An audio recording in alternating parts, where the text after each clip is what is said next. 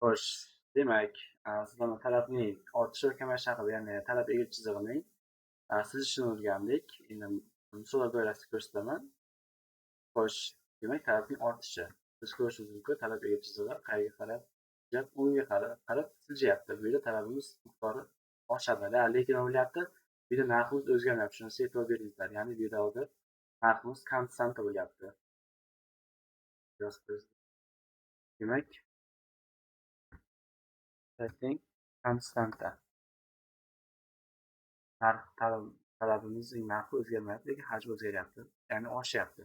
Demak, talab o'sishining mumkin bo'lgan sabablari 5 ta sabab bor. Buni ko'rib chiqamiz. Ya'ni bu ushbu mahsulotga bo'lgan iste'molchi dilining o'sha ijobiy tomonga o'zgarishi. Siz bozordan yangi mahsulot sotib oldingiz, agar u sifatli bo'lsa, agar narx oshsa ham siz uni xarid qilasiz, chunki uni sifati bor, kafolatlangan yoki servis xizmatlari bo'lishi mumkin.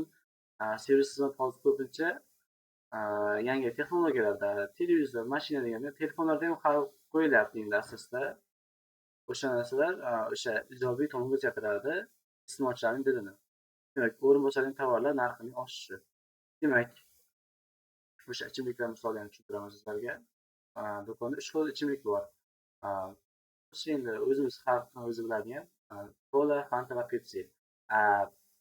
Ikkita masalan kola va fantaning narxi 10 ming edi. 15 ming ortib ketsa yoki 12 ming ortdi. Yoqda esa pepsi narxi o'sha 10 ming o'zgarmadi. Biz nima qilamiz? Bu yerda arzonroq ichimlik pepsini sotib olamiz. Mana shu o'rin bosadigan tovarlarning narxining oshishi bizning pepsimizning savdomiz narxiga, ya'ni talabning hajmiga ta'sir qiladi. Xo'sh, birgalikda iste'mol qilinuvchi tovar narxining pasayishi. Tushuntirsam bu narsani. Xo'sh, misol uchun